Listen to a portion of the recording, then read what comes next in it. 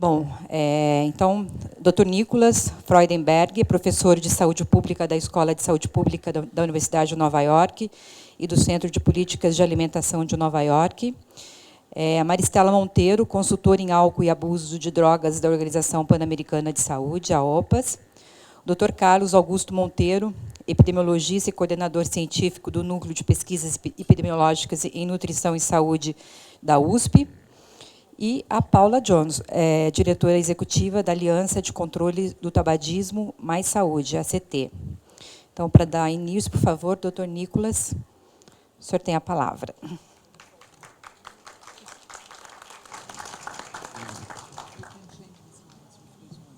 Okay. Bom dia. I'm sorry I need to speak in English, but I believe there's a translator. Every age chooses its own path to death, and in the 19th and 20th century, it was industrialization and urbanization that were the primary causes of premature death. Our efforts to improve public health focused on mitigating the harms of these processes. But today, it is non-communicable diseases, NCDs, that are the top killers.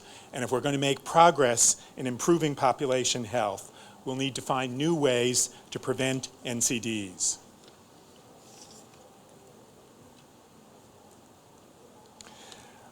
Of the total deaths in the world in 2008, 57% were due to the fatal four: cardiovascular disease, cancer, diabetes, and chronic respiratory disease. It is estimated that 35 to 50% of NCD deaths occurred before the age of 60 years. The ability of the US, Brazil, and the world to achieve its health and equity goals depend on making transformative progress on reducing NCDs. Now, there are many possible explanations for changes in global mortality from NCDs, and each of the ones listed here has some truth, but also fails to point to strategies for reducing premature deaths. Many NCDs occur before the age of 60, so it isn't simply population aging.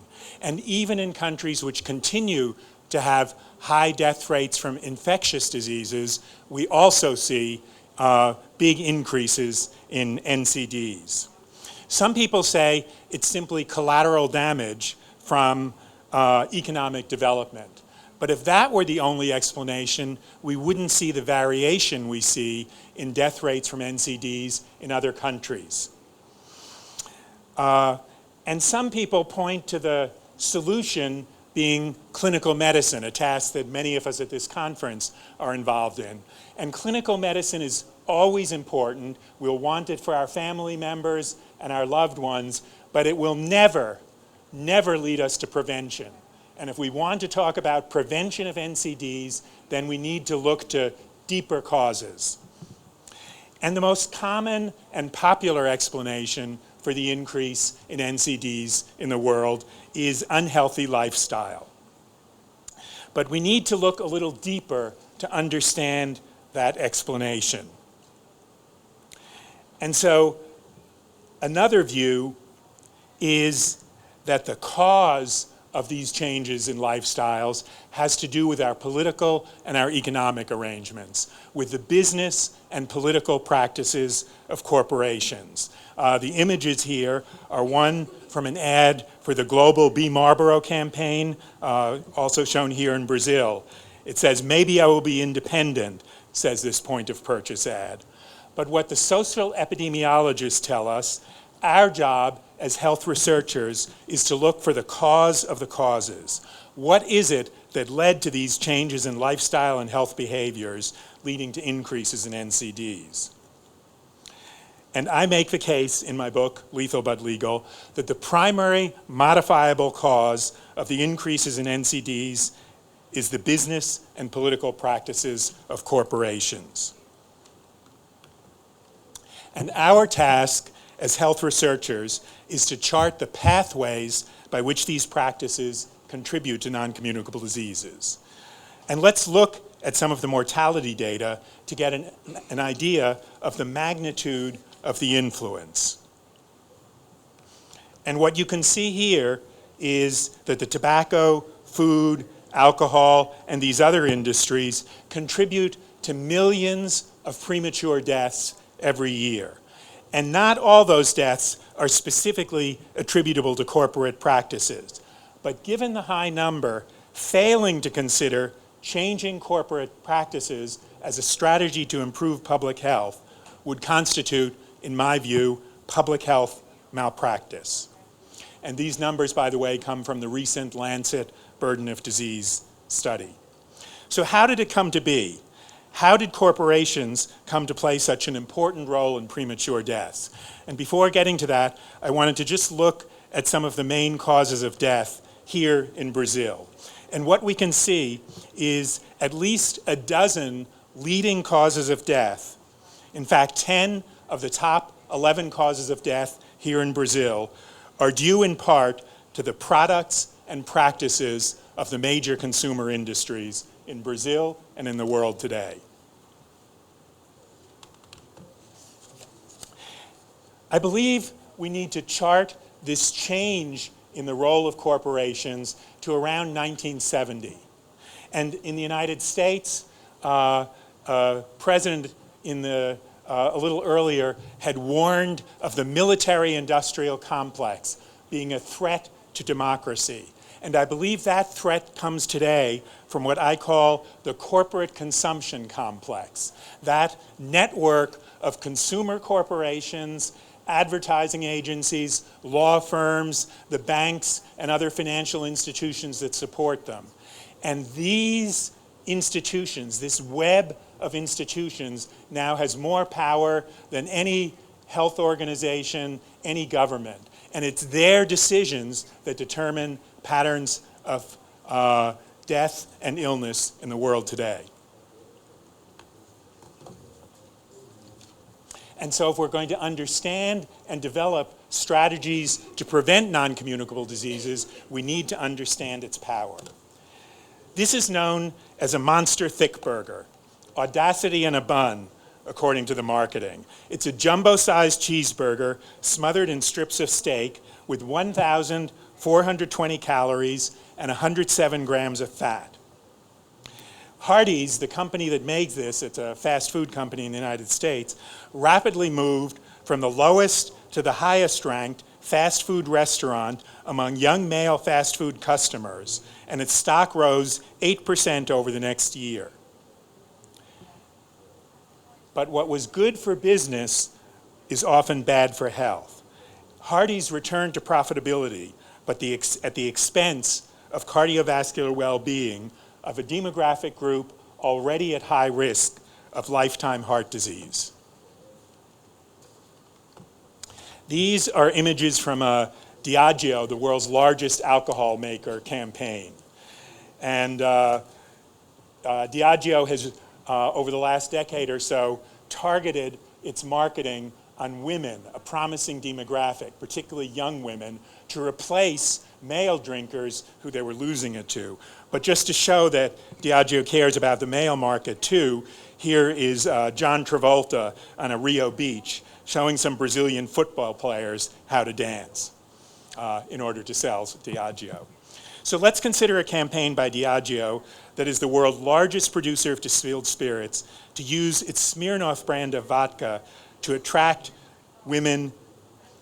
And in the late 1990s, Diageo developed something called Alco-Pops, a type of alcoholic beverage that tastes like a soft drink and often contains fruit flavoring. These companies invested heavily in marketing Alco-Pops, and the product rapidly increased. And in the last few years in the United States, the increase in binge drinking by young women in the United States has increased significantly. And each year in the United States, 25,000 women and girls die from alcohol-related causes.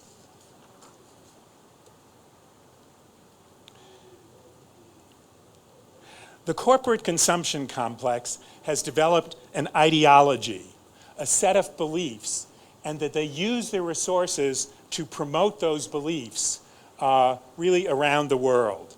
And at first, looking at those beliefs, they seem to be almost common sense. because we've seen them so much, and how could anyone disagree with them, even if their factual basis is sometimes limited?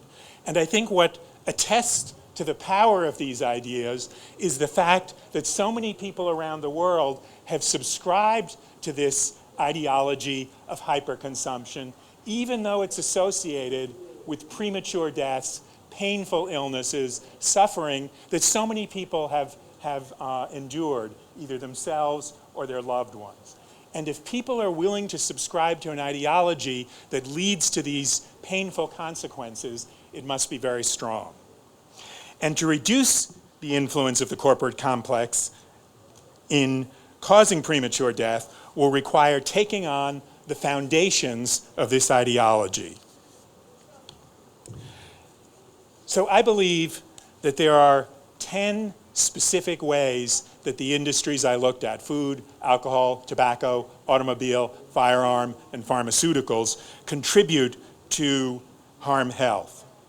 And for me, a strong rationale for a greater attention to the pathways by which these industries hurt health is it provides an action-oriented way to take on the social determinants of health.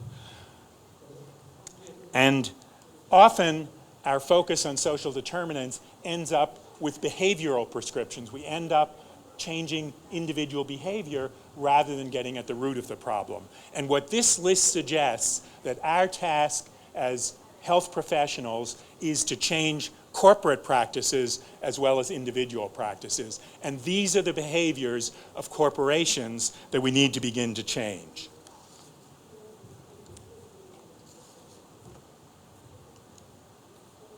In Lewis Carroll's Through the Looking Glass, the White Queen urges Alice to imagine 6 impossible things before breakfast.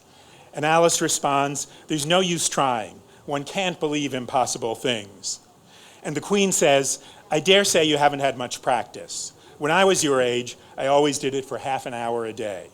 So for the next few minutes, I'm going to ask you to practice imagining some impossible things. And these are the tasks a movement has to take on to challenge the corporate consumption complex. And just some short stories to illustrate the potential for bringing about these changes. The first image is from the Stop Uptown Cigarettes Coalition. Reynolds Tobacco Company planned in the early 1990s to release a cigarette called Uptown Cigarettes in Philadelphia, aimed primarily at African Americans. And several community groups, church groups, civil rights groups, health organizations got together and said, no, not in our community. Our community has the right to say no, we don't want this product test marketed in our neighborhoods. And because they threatened to make this a national story, Reynolds decided the risk was greater with proceeding and being criticized around the country, and so they withdrew this product. A small story, but shows the power of community groups to take on global corporations. The bottom image shows an alliance between AIDS activists in South Africa, the Treatment Action Campaign, and in the United States, ACT UP, that took on the then American Vice President Al Gore for trying to persuade, to pressure the South African government not to release generic antiviral medications.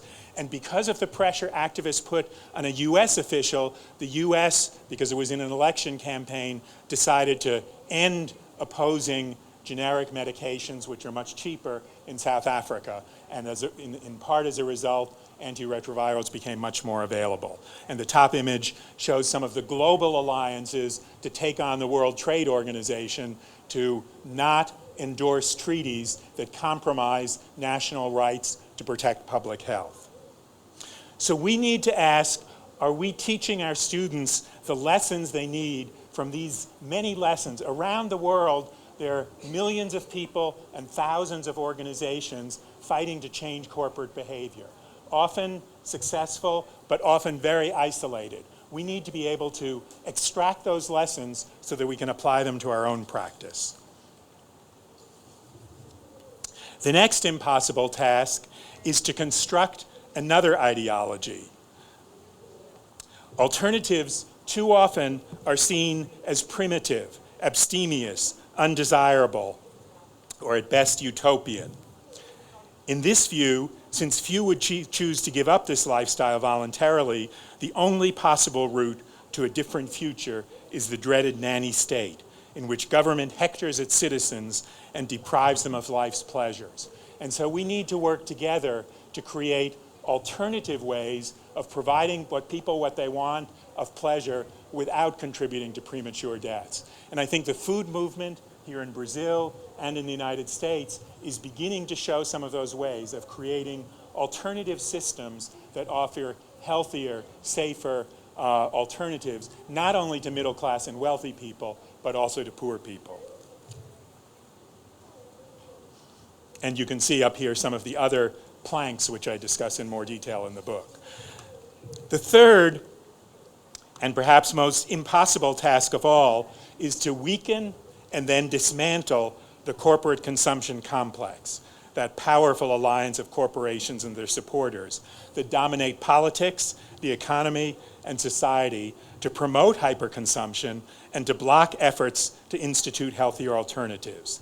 This most impossible dream hits up against Maggie Thatcher's famous dictum that there is no alternative to corporate capitalism, that it's as inevitable as the air we breathe. But as long as corporations occupy our minds, our media, our shopping malls, our political processes, they will have an advantage in shaping patterns of consumption and discouraging healthier, more sustainable alternatives. And thus evicting corporations from their privileged positions is an essential task. How can we serve eviction notices in places where the corporate consumption complex now exercises its power?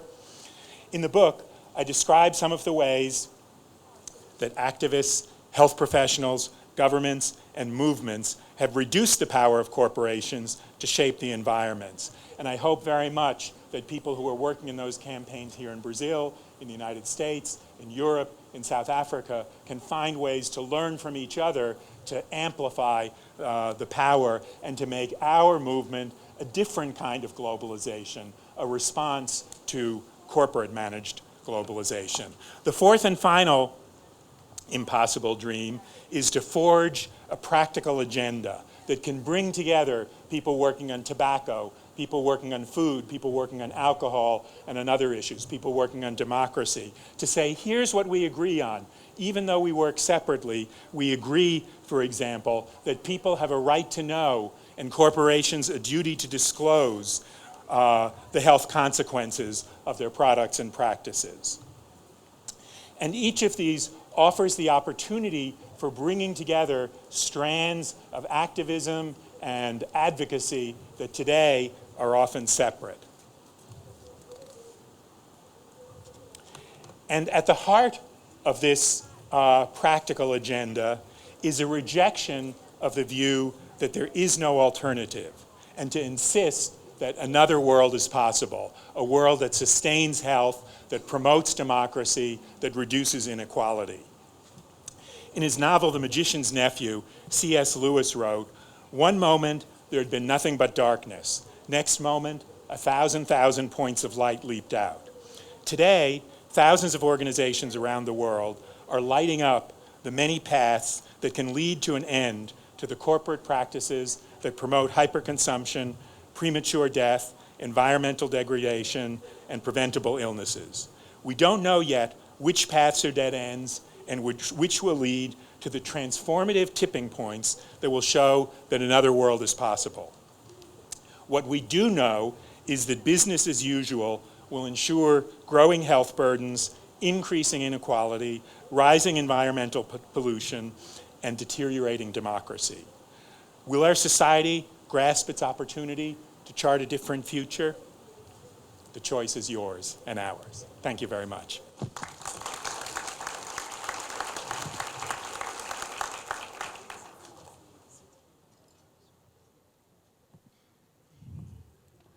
Thank you. Bom, nosso próximo palestrante, a doutora Maria Estela Monteiro, consultora em álcool e drogas, da OPAS. Por favor, doutora.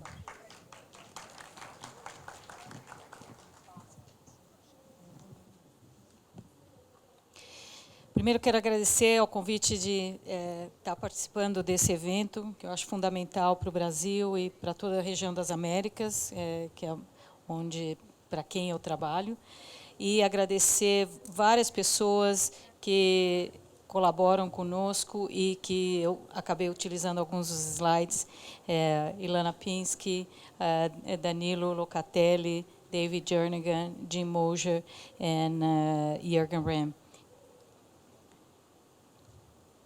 Assim? Okay. A principal fonte de dados que existe no mundo sobre álcool, consumo, problemas e produção vem da OMS, da Organização Mundial da Saúde, e é um banco de dados mundial aberto para pesquisa, para análise de dados. E este ano a OMS, em maio, publicou o último relatório mundial de álcool, e que vocês, como veem nessa nota para a imprensa, o álcool mata 3,3 milhões de pessoas no mundo a cada ano, mais do que a AIDS, tuberculose e violência combinados. E alerta que o consumo de álcool está aumentando. E nessas mortes se incluem não só as causadas por trânsito, mas também as doenças crônicas, que serão o objetivo da minha apresentação. Para entender o papel do álcool na carga total de doenças, é preciso levar em conta tanto o volume, a média do que se consome, o número de pessoas que consumem alguma bebida alcoólica e também a maneira como as pessoas consumem álcool. E com esse mapa mundial que mostra a prevalência de abstinência de pessoas que não consomem nenhum álcool no mundo, a gente já pode deduzir uma ideia que relativamente falsa, na verdade, que é disseminada no mundo inteiro, de que todo mundo bebe. Isso não é verdade. Quase 49% da população do mundo não bebe nenhuma bebida alcoólica. E nos países das Américas, ainda a abstinência é bastante prevalente, ela está mudando à medida que os países se desenvolvem, mas mesmo no Brasil, essa prevalência é significativa. Ou seja, muita gente não bebe, e não é essa ideia de que todos bebem, na verdade, promovida muito pela própria indústria de bebidas alcoólicas. O consumo per capita é o melhor indicador, o mais sensível, mais simples de ser coletado, e ele se mede pela quantidade de álcool que se vende num país, basicamente, levando em conta importações, exportações, o que acaba ficando no país, e dividido pela população dele. Então, a média não dá para dizer quem bebe, mas o consumo per capita se relaciona diretamente com a mortalidade total da população. E, como pode ser visto aqui, toda a região das Américas tem um consumo relativamente alto, mais de 50% acima da média global. Só a região da Europa, onde existe uma tradição mais antiga e é a região mais desenvolvida do mundo, se consome mais do que nas Américas. E em roxo está principalmente a Rússia, onde o consumo é muito mais alto do que a média em qualquer outro lugar do mundo. O padrão de consumo também é muito importante. E para a gente entender como isso se reflete, uma pessoa que consuma 2 drinks por dia, em uma semana vai consumir 14 drinks, eles podem ser consumidos todos uma sexta-feira à noite ou divididos por pequenas quantidades a cada dia. E o impacto na saúde é completamente diferente. Já existem muitos dados que confirmam esta relação. No caso das Américas, a OMS desenvolveu um sistema de avaliação desse risco, de como o padrão de risco, o padrão de consumo afeta o risco, desde o mais baixo até o mais alto. Não existe um risco que seja zero, sempre existe um risco associado ao consumo de álcool, pequeno e que vai se incrementando por vários motivos, e ele vai até 4, de 1 a 4, e a média nas Américas é de 3,1. Ou seja, o padrão de consumo, a maneira como as pessoas bebem, na grande maioria dos países, é muito nocivo à saúde.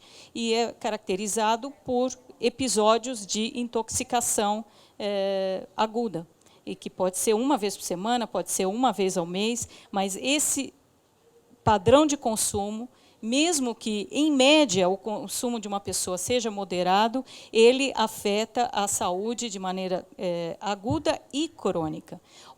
Por exemplo, para os efeitos cardiovasculares, que todo mundo fala, que o álcool protege o coração, se houver uma vez ao mês um consumo excessivo da intoxicação, que não precisa ser até cair, basta ser 5 doses, ou 5 cervejas ou mais, por exemplo, no caso do homem, esse risco, esse efeito protetor já não existe.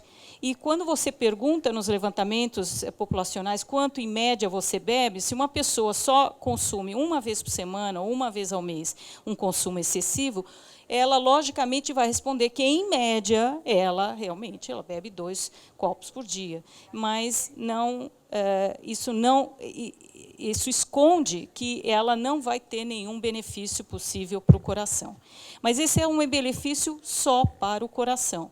Como vocês vão ver, o álcool tem um efeito deletério, que começa de maneira dose e resposta, e começa com um drink ao dia, para várias outras doenças. Então, a mortalidade e a morbidade atribuída ao álcool pode vir de lesões, de doenças, e também se pode entender como um fator de risco, ou seja, como ele contribui para doenças que não são totalmente causadas pelo álcool. Qual é o exemplo mais... aqui, uma acelerada. Por exemplo, a mesma coisa você faz, esse mesmo tipo de análise para o tabagismo. Do 1,5 milhão de mortes anuais por câncer do pulmão, nem todos são causados pelo uso do cigarro.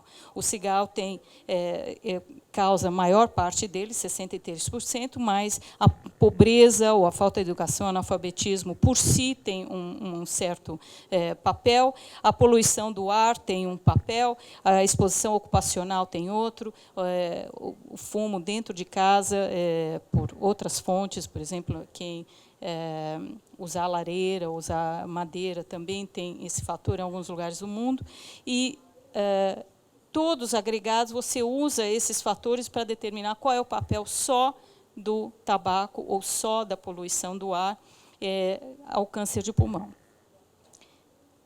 Para o álcool, então, tem vários fatores que contribuem, e o álcool causa 100% das cirroses alcoólicas. Por exemplo, quando você vê uma causa de morte, cirrose alcoólica do fígado, ela, obviamente, 100% foi causada pelo álcool, assim se atribui, atribuição total.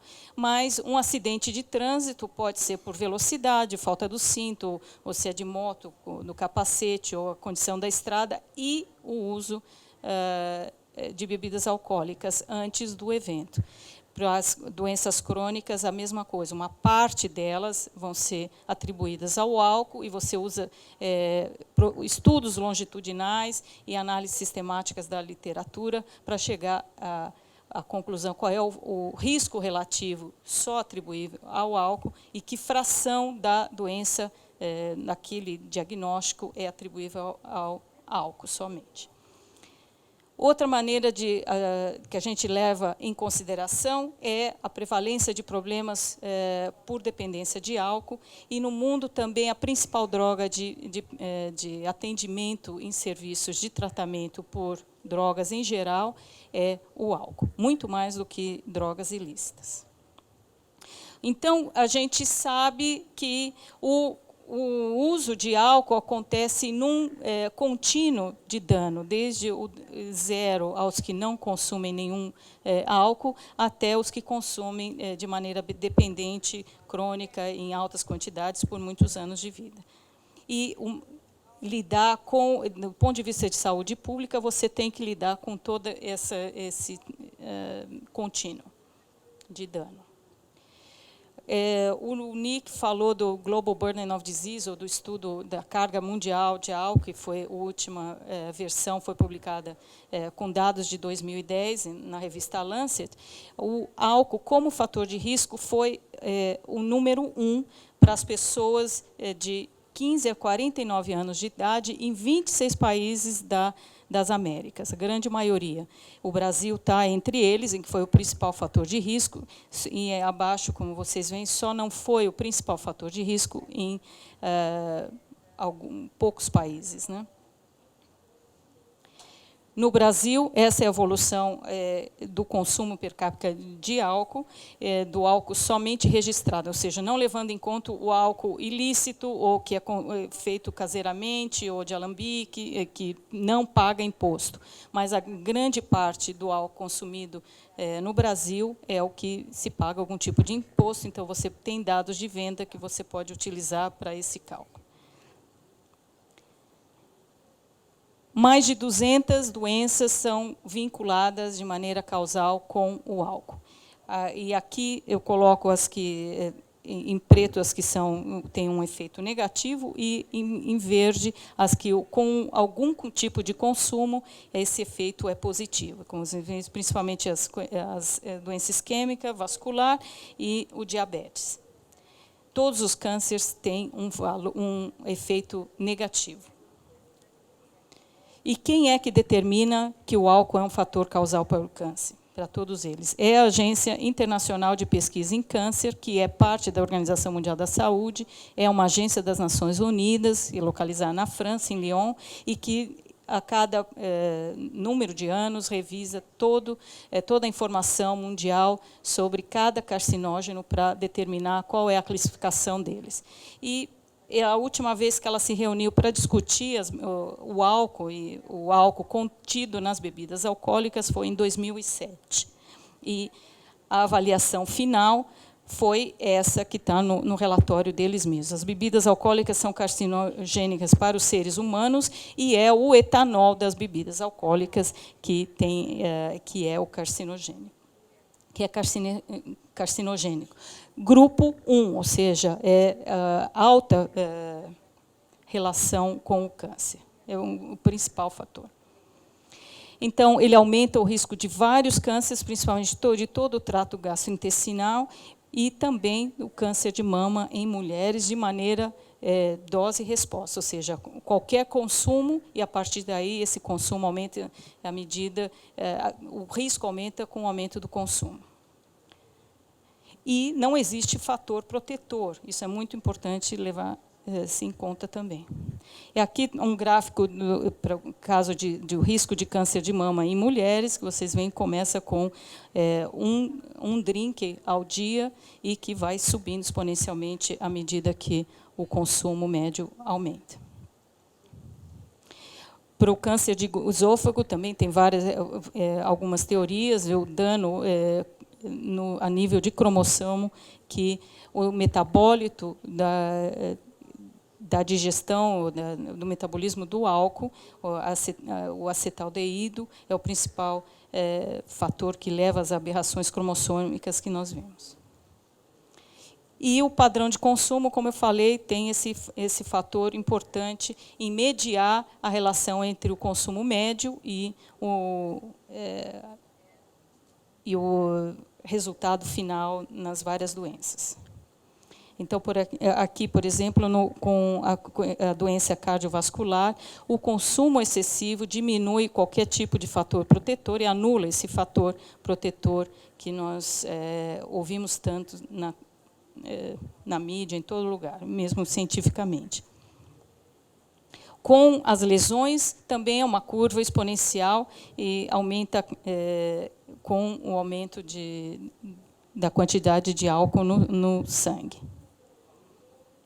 No ano de 2010, a Assembleia Mundial da Saúde passou uma resolução por consenso, criando uma estratégia mundial para reduzir o consumo nocivo de álcool.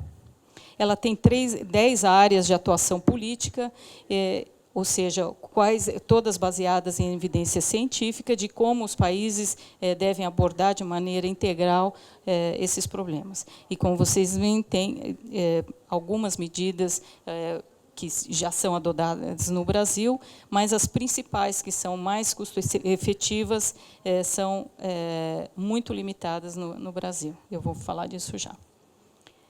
Então, esse livro, que existe em espanhol, talvez vá ser traduzido para o português, eu acho, pela OPAS em Brasília, revê toda a evidência científica mundial sobre a eficácia de cada uma das políticas de álcool. As 3 políticas mais efetivas incluem diminuir preço, disponibilidade e publicidade, ou o marketing das bebidas alcoólicas. Elas vão ter um impacto em toda a população, inclusive os que são dependentes de álcool. E, a nível de serviço de saúde, a gente tem que detectar mais tempranamente, mais precocemente, e intervir com intervenções breves na atenção primária, antes que as pessoas já se apresentem com dependência ou até com algum problema procurando serviços. E a indústria de bebidas, que é o outro lado da questão. E nós sabemos que houve um processo estável, continua havendo um processo de globalização enorme na oferta que aumenta a oferta de bebidas, um marketing não regulado, e tanto mulheres, como vocês viram também para outras indústrias é a mesma coisa, como jovens são o alvo fundamental do marketing. E nós ouvimos sempre a indústria falar que ela não tem interesse no consumo excessivo, nem consumo por menores de idade. E aqui é um exemplo dos dados dos Estados Unidos, já antigos, mas que continuam sendo válidos, que quase 50% do consumo vem de pessoas que eles não são desejáveis, ou seja, por menores de idade e por um consumo excessivo. E, se esse consumo não existisse, os lucros da indústria diminuiriam em cerca de 50%. Ou seja, qual é a indústria que vai realmente investir em diminuir o seu mercado em 50%? Aqui é de um relatório anual da Seagram, por exemplo, a nossa grande oportunidade está na expansão global. Obviamente, eles têm que vender cada vez mais, e isso implica cada vez mais problemas. A indústria do álcool, por exemplo, está representada em 26 corporações mundiais, com lucros de bilhões de dólares. Aqui um exemplo da indústria de cerveja na América do Sul e América Central, totalmente dominada por, basicamente, uma corporação. E eu coletei alguns slides, tem exemplos amplos no Brasil da propaganda explícita, não regulada, massiva e muito questionável, né? Esse aqui, que muito pouca gente percebe que é sobre uma bebida não alcoólica, você só olha a barriga maravilhosa da modelo e o tamanho da cerveja que ela segura na mão. Isso é a cerveja nacional de Honduras, que se chama Salva-Vida, e que você pode tirar o rótulo na parte de trás e concorrer a prêmios, TVs, viagens, realmente associação. São várias propagandas de vários países, inclusive do Brasil, nos outros países. O uso de crianças nas propagandas acontece regularmente. Esse Discuss é um organismo de autorregulação da indústria de destilados, que tem o seu próprio, então, tem o próprio código de regulação que eles dizem que seguem, e que diz que a publicidade não deve incluir ou assumir atividade sexual excessiva ou indecente ou com alguma imagem de conotação sexual. No Brasil, a gente também vê um aumento progressivo em vários países das ações preventivas da indústria, que não tem nenhuma evidência de eficácia e que cooptam as pessoas para uma imagem positiva da indústria, mas que, na realidade, só houve aumento de vendas, inclusive no país. O bar de responsa da Ambev, não vender para menores, mas, ao mesmo tempo, promovendo a melhoria de bares em áreas pobres, que, obviamente, atraem mais consumidores. E a maior parte do consumo é consumo adulto e não por menores ainda no país. Nem preciso entrar em detalhes sobre o que aconteceu na Copa do Mundo e o patrocínio dos estádios, 100 milhões de dólares pagos pela indústria para ter o nome da cerveja no próprio estado. O patrocínio das atléticas nas universidades, de todos os eventos esportivos, mas também culturais. Vocês sabem do último tragédia que acaba de acontecer na USP também, onde a cerveja estava em open bar, servida quanto quiser, no velódromo. E esses são dados, é uma pesquisa que está sendo ainda feita aqui em São Paulo. Várias das ações das Ambevs, que são típicas de todas as outras indústrias de bebidas alcoólicas ao redor do mundo.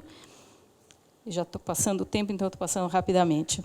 E que práticas corporativas influenciam o consumo? Primeiro, no desenho do produto, ou seja, a cerveja com sabor, com cor, sem gosto, ou com outro tipo de bebida alcoólica, os pop-ups, os Smirnoffs, o marketing em todo lugar, para toda ocasião, essa cooptação da cultura nacional, como sendo a cerveja, por exemplo, passa a ser um símbolo nacional, e promoções com preço, diminuindo o preço e para facilitar as vendas.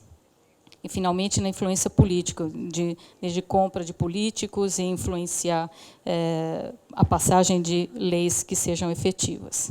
Então, como nós entendemos o papel das corporações e das corporações de bebidas alcoólicas na saúde pública? Da mesma maneira como nós entendemos o papel em termos de doenças infecciosas, que existe um agente, um hospedeiro e um vetor. O vetor é a indústria e o seu marketing, o hospedeiro é não só o indivíduo, mas aqueles que o circundam, as vítimas secundárias, que podem até não beber, e o agente é a bebida alcoólica.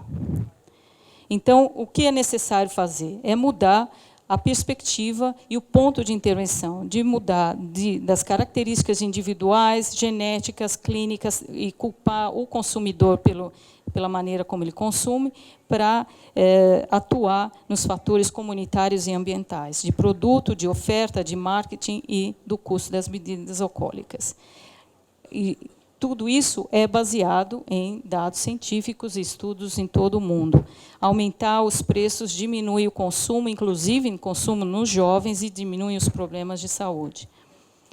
A oferta, os pontos de venda, os horários e dias em que se bebe, você aumentando a oferta, você sabe que você aumenta o consumo e aumentam os problemas de saúde.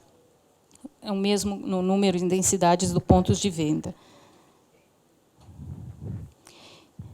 E a fiscalização funciona, mas ela tem que existir. Então, inclusive, você pode utilizar parte dos impostos para financiar uma melhor fiscalização, ou simplesmente fortalecer a segurança pública, porque esse vai ter um benefício para todos. E também para o marketing, o aumento da exposição ao marketing aumenta a intenção de beber e aumenta o uso mais precoce, jovens começam a beber mais precocemente e a beber mais quantidade de álcool. Já tem estudos, inclusive, aqui no Brasil, a Ilana já fez esse tipo de estudo aqui. E o que a indústria aprendeu com a indústria de tabaco? E esse aprendizado é muito mais do que comercial, e já existem ligações entre essas indústrias para a troca de informações, inteligência. Reconhecer que o produto contribui para os problemas, mas negar que seja o marketing que tenha qualquer influência, e campanhas de relações públicas para valorizar os esforços de prevenção do consumo por menores. O lobby de tomadores de decisão e de segurança pública para que não se passem as leis, especialmente de impostos de controle de vendas, a oposição a qualquer tipo de financiamento ou descrédito às pesquisas que sejam feitas sobre consumo excessivo, o lobby internacional nas organizações de comércio e também com as agências de saúde. E aqui eu gostaria de citar qual é a posição da diretora-geral da OMS, que, numa carta ao British Medical Journal, um ano passado, de que a formulação de políticas públicas para o álcool é prerrogativa única das autoridades nacionais. Na visão da OMS, a indústria do álcool não tem papel na formulação de políticas que devem ser protegidas da distorção dos interesses comerciais ou conflitivos com a saúde pública. O mesmo tipo de declaração foi feita na Conferência de Helsinki sobre promoção da saúde, o ano passado, e, com isso, gostaria de fechar com vários materiais que existem, que são públicos, são gratuitos, disponíveis em inglês, em português e em espanhol, sobre esse tema. Muito obrigada.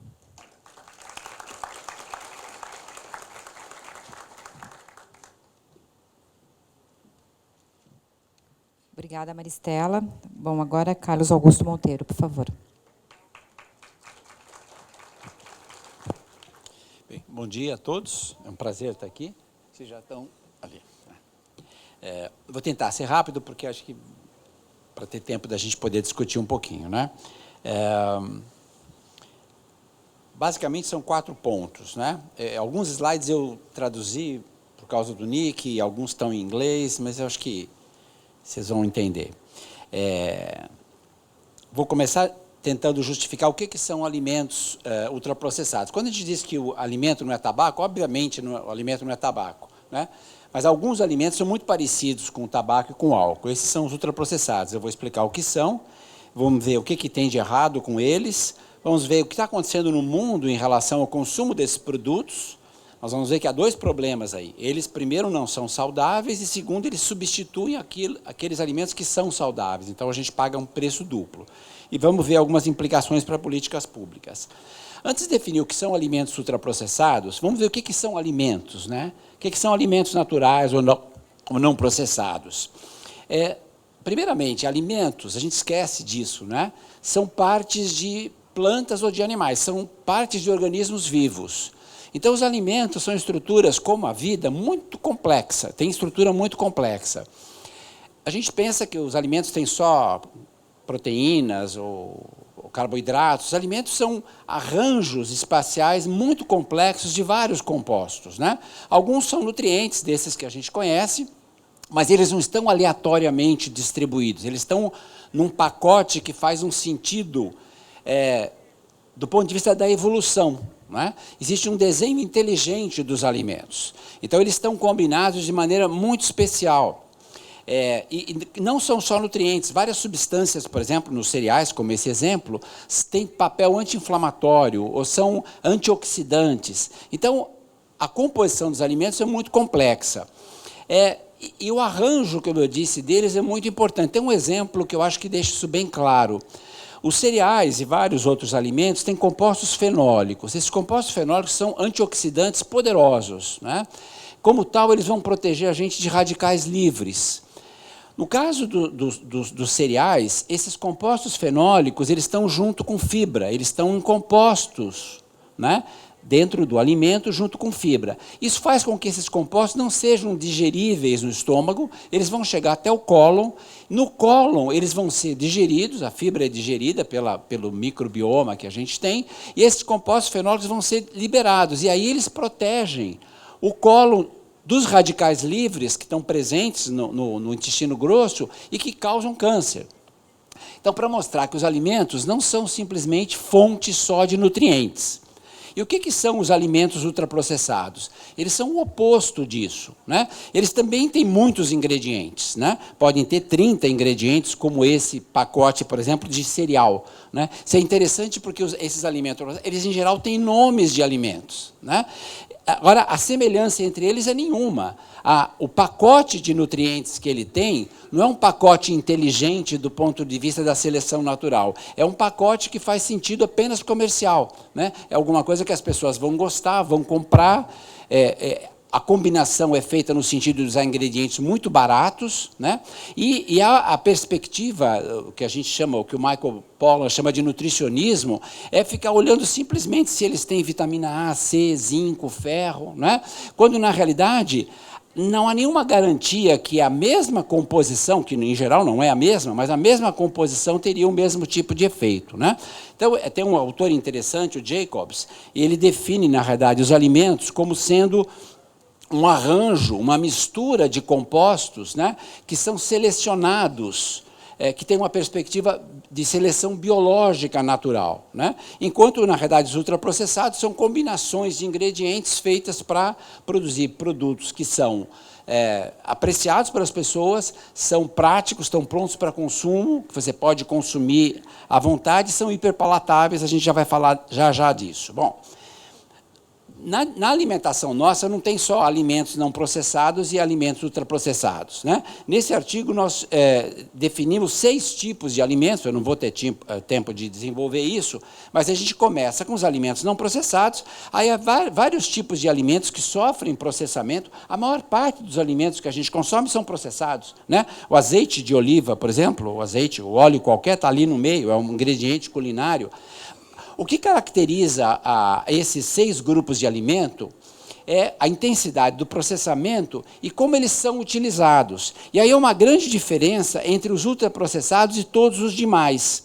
Todos os demais alimentos, eles são compatíveis com uma alimentação que a gente podia chamar tradicional, ou seja, uma alimentação que você prepara na hora, ou alguém prepara na hora. Então, normalmente a comida, né, aí que a gente chamando de meals, né, que a combinação de alimentos, ela é feita usando alimentos não processados, minimamente, moderadamente processados, inclusive alguns alimentos processados como queijo, pão, que são, em geral, alimentos processados antigos, né? Então, essa combinação de alimentos, se a gente diz que o alimento ele é selecionado para privilegiar o organismo vivo que está cedendo o alimento, as refeições elas são selecionadas biologicamente e culturalmente com um sentido, né? Um sentido, então, biológico e cultural. O que a gente come, em geral, os padrões de alimentação no mundo todo, né? A dieta mediterrânea, o nosso arroz com feijão, eles foram selecionados porque esses alimentos eram o que melhor combinavam, né? No sentido de o homem é omnívoro, a gente não pode comer só um alimento, a gente tem que consumir vários. Então, essas combinações são combinações muito próximas da combinação ideal. E mais, esses alimentos podem ser plantados, cultivados, são compatíveis com o terreno, com o clima, com a quantidade de água, etc, etc.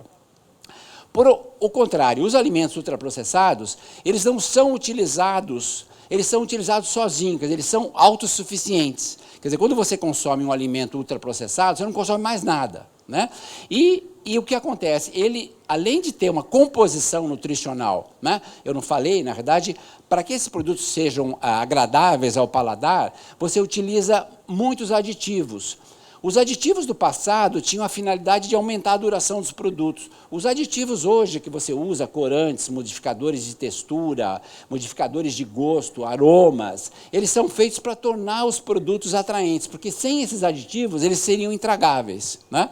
Então, a gente paga 2 preços. Um, porque a gente está consumindo um alimento de composição nutricional não adequada, E segundo, porque eu estou deixando de consumir o verdadeiro alimento, né? Que é o que está mostrando esse slide. Bom, o que tem de errado com esses alimentos? A gente estudou muito vários países do mundo, e esse estudo é relativamente fácil, porque com a globalização e com o fato de que você tem 10 ou 15 companhias no mundo produzindo os alimentos ultraprocessados, isso faz com que a dieta em todo lugar do mundo seja a mesma, do ponto de vista, esses produtos são os mesmos, né? Pode mudar o nome de uma marca, mas são essencialmente os mesmos produtos. Então, a gente comparou, em vários países do mundo, o perfil nutricional desse pacote aí de consumo, né, de ultraprocessados, com todo o restante da dieta. Açúcar, gordura, sal, óleo, fruta, hortaliça, cereal, tudo que as pessoas consumiam. Estudos probabilísticos, estudos nacionais. E o que a gente viu é que, sistematicamente, esse pacote de alimentos ultraprocessados que é produzido para substituir esse outro, eles têm uma densidade energética maior, têm mais calorias por volume, o que é fatal do ponto de vista de ganho de peso. Eles têm mais açúcar livre, quer dizer, o açúcar fora da fibra, né? O açúcar, quando está a fruta tem muito açúcar, né? Mas como é que está o açúcar na fruta? Está junto com a fibra. Então, na realidade, é como um pesquisador americano diz, tem um veneno, mas tem junto o antídoto, né? Então, na realidade, isso vai fazer com que o açúcar seja absorvido muito mais lentamente, por isso que a fruta protege contra diabetes, e o açúcar do refrigerante ou de qualquer outro produto industrializado aumenta o risco de diabetes. Né? Gordura trans só tem em produto industrializado, vem da gordura hidrogenada que esses alimentos têm que utilizar, porque eles têm que ter longa duração. Você colocar um óleo, você faz um bolo em casa, você usa óleo de soja. Né? Se a indústria faz um bolo para você, ela tem que usar gordura hidrogenada, senão o bolo não vai durar. Né? Tem menos proteína, tem menos fibra e tem, para nossa surpresa, inclusive menos vitaminas e minerais. A gente nem sabe se funcionam como a vitamina e o mineral do alimento, mas ainda assim eles têm menos. Bom, aqui só para ter uma ideia, em vários países, se a gente compara essas duas cestas básicas de alimento, a gente vê que a densidade energética, que é a quantidade de volume de energia por volume, né, é próxima de 3 nesses produtos, contra mais ou menos 1,5 na alimentação tradicional, que varia de país para país, mas, em geral, tem essa... Então, ou seja, essa alimentação é completamente diferente do ponto de vista da alimentação tradicional. Aqui é uma pesquisa que está em andamento ainda, e a gente está comparando no Brasil e nos Estados Unidos, né, inquéritos de consumo nacional, e a gente está vendo o teor de fibra. O teor de fibra é extremamente importante para o câncer. Nós estamos discutindo um congresso de câncer. Né? O consumo de fibra, seja pela fibra em si, seja pelo fato, como eu falei, dela proteger o antioxidante, ela é extremamente importante para proteger do câncer. O que a gente tem aí? Nós estamos relacionando a concentração desses produtos ultraprocessados na dieta das pessoas, né? Aí são milhares de casos estudados no Brasil e nos Estados Unidos, e o teor de fibra. O que vocês notam? Você quer saber a quantidade de fibra na dieta? Basta saber quanto tem de ultraprocessado. Quanto mais ultraprocessado, menos tem. Vocês veem que nos Estados Unidos, nenhum quinto da população, nenhum grupo tem quantidade de fibra mínima, que seria aquelas 13 gramas por 1.000 quilocalorias. No Brasil, as pessoas que consomem mais alimentos, né, os 2 primeiros quintos, os 40%, eles chegam nas recomendações. Né? Mas não é só nutriente. Né? Nutriente é um aspecto, eles têm uma composição nutricional ruim, tem gordura trans, tem mais sal do que a gente precisa, mas mais importante, talvez, do que nutriente, menos óbvio, é a relação que esses alimentos têm com a obesidade. E a gente sabe que hoje a obesidade é uma das principais causas de câncer, de vários tipos de câncer. Então, outra vez se aplica aqui essa citação. E o que liga esses alimentos à obesidade? São características que são intrínsecas desses produtos, elas não são modificáveis. O que são? Primeiro, a hiperpalatabilidade. Então, eles são feitos para serem super consumidos. Né? A composição deles é feita, né? Existem vários trabalhos nos Estados Unidos. É interessante que nos Estados Unidos eles produzem o pior e o melhor, né?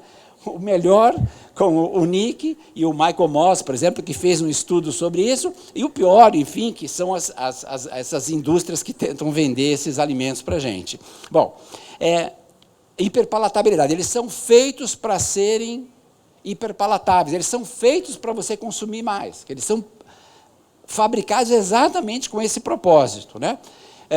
Alguns são feitos para habituar. A questão da cafeína é clara, quer dizer, a cafeína é aditiva e ela é usada em concentrações que vão criar adição. Né? A questão dos tamanhos, né? O alimento comum você não pode ficar variando o tamanho, esses alimentos você faz o que você quiser.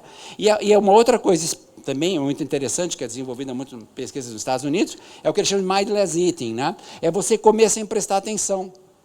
E esses produtos são feitos para que você coma nas condições mais variadas e que estão associadas ao consumo excessivo, né? E aí esses 3 livros, eles são muito interessantes no sentido de desvendar a todas as estratégias que a indústria de alimentos utiliza, uma parte da indústria de alimentos, para ser bem claro, né? São essas transnacionais que o Nick falava para a gente. Essas empresas têm segredos industriais que foram que são assim revelados nesses livros. E basicamente o que fica muito claro com as entrevistas com os próprios donos dessas indústrias e funcionários é que eles são feitos para que você os consuma excessivamente. Um outro aspecto importante, eu acho que é o aspecto, aí temos já falando de política, que é o mais importante, você não vai proibir esses alimentos, né? Você pode taxar os alimentos, a gente vai falar um pouquinho daqui, mas você pode regular a publicidade. Se você regular a publicidade desses alimentos, a indústria perde um grande trunfo, né? Por isso que eu acho que assim, a política de regulação de publicidade, sem ela, fica muito difícil combater a expansão desses produtos. Vou mostrar só a Maristela mostrou várias propagandas, né? Quer dizer, quando a gente fala que o marketing, que ele faz, ele amplifica o problema desses alimentos. Então, eles são feitos para serem consumidos em excesso. E o marketing, a publicidade, faz com que eles efetivamente sejam consumidos em excesso, e essa aqui acho que o slide é autoexplicativo, né? Não preciso falar nada. Opa! Bom, aí tem uma outra questão, já também tocando no aspecto político, que é a reformulação de produtos. Qual é a resposta que tem a indústria, a grande indústria de alimentos, a essas críticas? É o que a Maristela falou, não, a gente admite, os nossos produtos são problemáticos, a gente tem um problema agora, como o tabaco fez, né? Só que a gente tem a solução também. Nós vamos reformular esses produtos, né? Eles têm muito sódio, eu vou tirar um pouco do sódio, eles têm muito açúcar, eu vou colocar um adoçante, eles não têm fibra, eu vou colocar uma fibra artificial, né?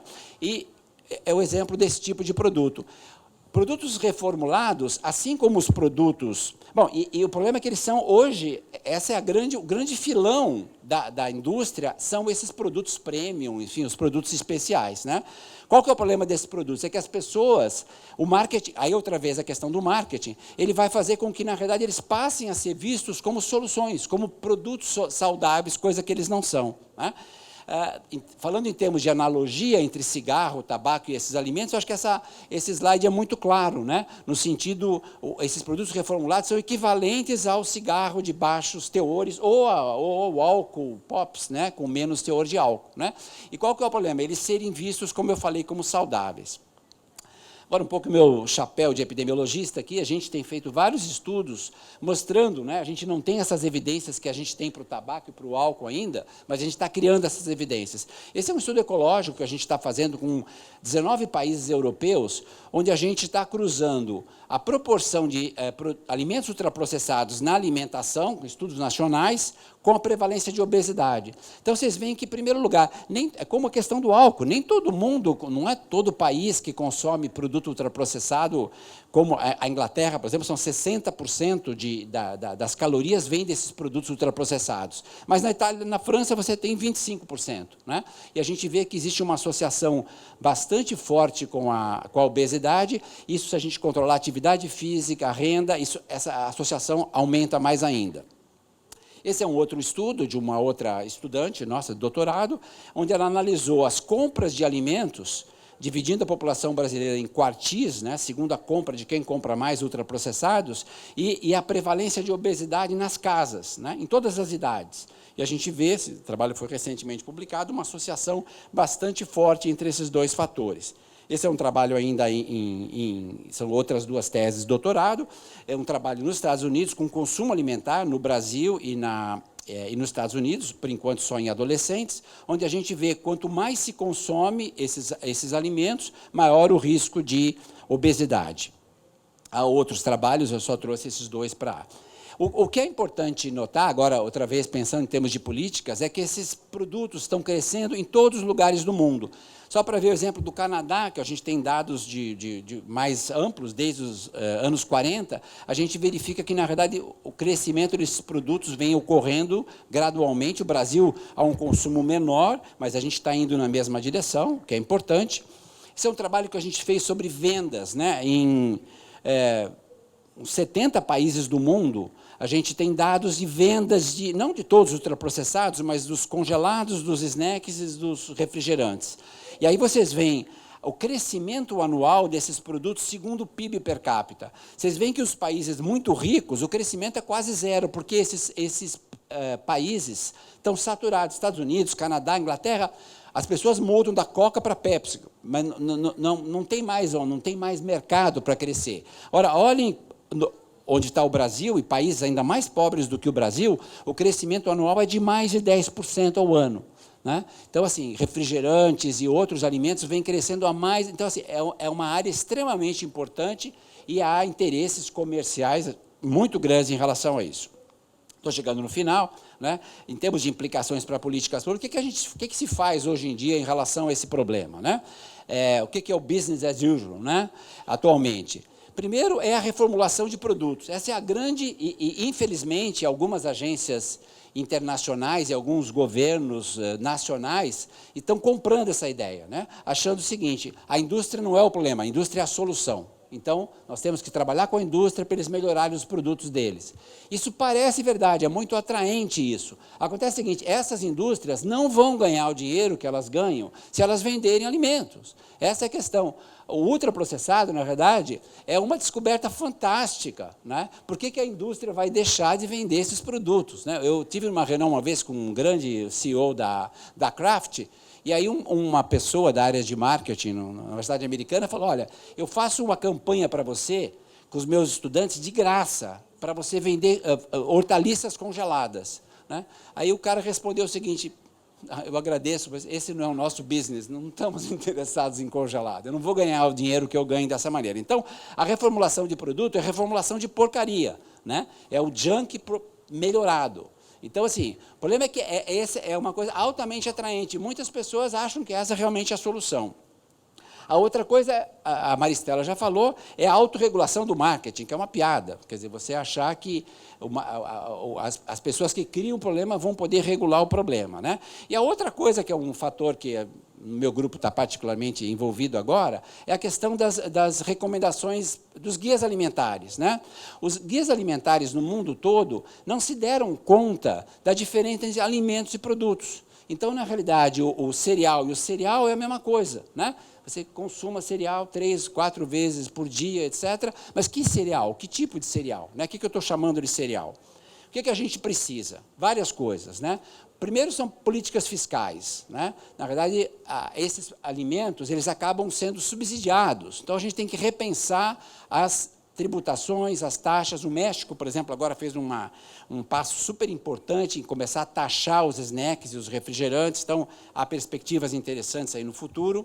A questão da regulação do marketing, que o Brasil caminhou muito pouco, né?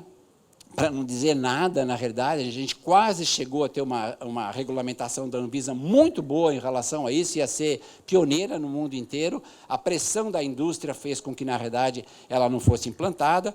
E temos uma outra questão, que é a questão dos guias alimentares. Né? E aí, eu acho que é onde o Brasil acho que vai fazer bonito, né? Eu acho, a partir de 30 de outubro, eu queria só ser meu último slide, o Ministério da Saúde vai lançar um guia alimentar para a população brasileira que, de alguma maneira, comunga com esses pontos de vista que eu trouxe para vocês. Tá bom? Obrigado.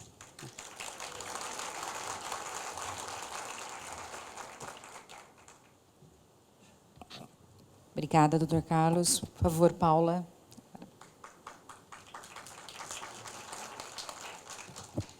Bom dia a todos e todas. Eu vou ser breve, para não ficar repetitiva, porque, né, tudo que foi falado aqui antes, eu acho que é interessante, assim, eu acho que é bom, é até interessante o tabaco ter ficado para o final, porque acho que a boa notícia, as táticas são exatamente iguais. Eu acho que a boa notícia é que a gente também achava que era impossível no tabaco há algumas décadas atrás, alguns anos atrás. Então, acho que é só para dar um pouco de esperança. Se isso foi possível mudar em relação ao tabagismo, eu não vejo por que não seria mudar em relação ao álcool, mudar em relação a esses produtos alimentícios. Vamos começar a usar uma nova terminologia, né, Carlos? Porque chamar de alimento não é justo, né, com os alimentos, os verdadeiros alimentos. Então, a gente, no tabagismo, no controle do tabaco, a gente tem um Tratado Internacional de Saúde Pública, né, que é um tratado muito forte. Ele foi negociado durante 4 anos, né, sob os auspícios da Organização Mundial de Saúde. É o primeiro Tratado Internacional de Saúde Pública vinculante, ou seja, os países que ratificam, assinam aquele tratado, eles têm que adotar aquelas medidas que estão lá listadas. Ele é um tratado que tem uma série de recomendações que são de políticas, que são todas essas políticas que vocês já apontaram como a solução para esses problemas, né? A questão do marketing, a questão das políticas fiscais, a questão da rotulagem, né? Que também é uma questão muito importante, e completamente baseado em evidências. Hoje em dia é amplamente reconhecido, né, que o tabagismo é um fator de risco para todas as doenças, ninguém contesta isso, e isso é um fato assim, que já faz parte do nosso senso comum. E também tem uma parte muito importante, que é esse reconhecimento de que o vetor é a indústria do tabaco. Eu acho que esse reconhecimento não existe em relação a esses outros fatores de risco dos produtos que a gente consome na sociedade, né? Eu acho que isso é um dos desafios desse reconhecimento. Mas não foi sempre assim no tabaco, não. Me lembro até que eu acompanhei todo o processo de negociação da Convenção Quadro para o Controle do Tabaco enquanto sociedade civil, e entre as próprias organizações da sociedade civil tinham muitas dúvidas se aquilo ia chegar a algum lugar, se poderia ser eficiente, se daria algum resultado concreto. A indústria participou fortemente no início do processo de negociação, principalmente via a delegação dos Estados Unidos, que eles tinham delegações enormes, com 30, 40 advogados compondo a delegação, para tentar fazer que o tratado ficasse o mais inefetivo possível, né, no sentido dos objetivos dele de saúde pública. Mas, ao longo das negociações, os próprios países começaram a reconhecer aquilo que estava acontecendo, todo o trabalho em rede da sociedade civil também, e de alguns países engajados. Eu acho que o Brasil foi uma grande liderança, né, nesse tratado, na negociação do tratado, que foi presidido pelo Brasil. O Brasil já tinha uma liderança governamental muito forte nesse tema, e isso certamente foi uma contribuição enorme. E as organizações de outros países, as organizações da sociedade civil, elas fizeram um papel importantíssimo de trazer o quê? As evidências para demonstrar, né, o que era o real problema naquela área. Então, aqui eu só trouxe o panorama para quem não é da área, né? Apesar da gente ter avançado no tabagismo, gente, ainda é um problema gravíssimo de saúde pública, né? Mata 6 milhões de pessoas por ano no mundo, no Brasil são aproximadamente 130 mil mortes por ano. No século XX, foram 100 milhões de pessoas que morreram por conta do tabagismo, e a previsão para o século XXI, se não houver uma mudança radical na tendência, é de 1 bilhão de mortes, ou seja, nada jamais matou tanto, né, quanto essa epidemia. Enfim, a tendência é que essas mortes vão ocorrer mais nos países mais pobres, as perdas econômicas são enormes, existe, na área do tabaco, sempre existiu também aquele mito: é ruim para a saúde, mas é bom para a economia, que eu acho que é um que a gente enfrenta também nessas outras áreas, né? Isso é um grande mito, porque as perdas econômicas são muito superiores aos ganhos que se tem com aquela indústria. E no Brasil a gente tem um estudo da Fiocruz que demonstrou que a gente gasta 5 mais do que arrecada só tratando 15 doenças associadas ao tabagismo. Aqui é um panorama de quanto que a gente avançou no mundo. Aqui são os que estão em cinza, são todos os países do mundo que já ratificaram a Convenção Quadro para o Controle do Tabaco. Ou seja, o mundo está praticamente, eu diria, coberto por esse tratado internacional, com aquela lista de recomendações muito concretas do que deve ser feito. Observem que os Estados Unidos não ratificou. Por quê? Os Estados Unidos não ratificam nenhum tratado internacional. Tá? É uma questão geopolítica que merecia outro, enfim, eles são... enfim, a Argentina também não ratificou, por uma questão que tem produção de tabaco lá, e através do lobby dos produtores de tabaco, que acontece muito fortemente no Brasil, eles não conseguiram ratificar, mas, enfim, aí tem algumas exceções ali, mas a maior parte do mundo já ratificou. No Brasil, a gente tem avanços que todos nós convivemos com ele, né, que são os ambientes livres de fumo. Acho que teve uma virada nos ambientes. A gente já tem políticas de ambientes livres de fumo desde a lei de 96. Só que a gente tinha aquela permissão do fumódromo.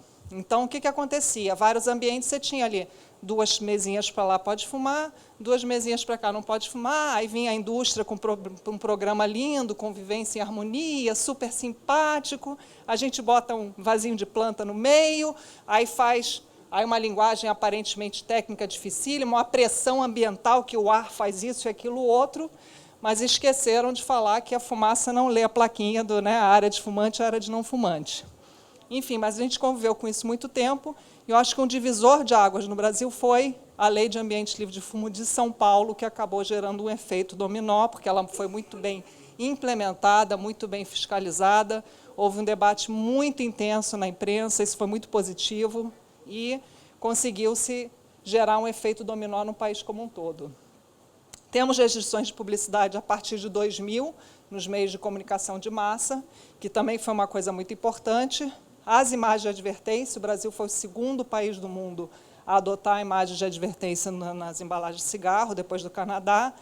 E, mais recentemente, a gente teve uma política de aumento de preço imposto, que a gente, estão para sair os novos dados aí do tabagismo também, na Pesquisa Nacional de Saúde, e eu acho que com o último dado que a gente tem de prevalência no Brasil é de 2008. Com esse dado agora que está saindo agora, a estimativa é que, pela primeira vez, a gente vai ver uma redução significativa do tabagismo nas populações de baixa renda, porque antes, com as outras medidas, a gente conseguia atingir principalmente as camadas mais favorecidas da população, e com essa medida fiscal, pela primeira vez, a gente está conseguindo atingir a população de baixa renda, que eu acho que é um resultado muito significativo e importante.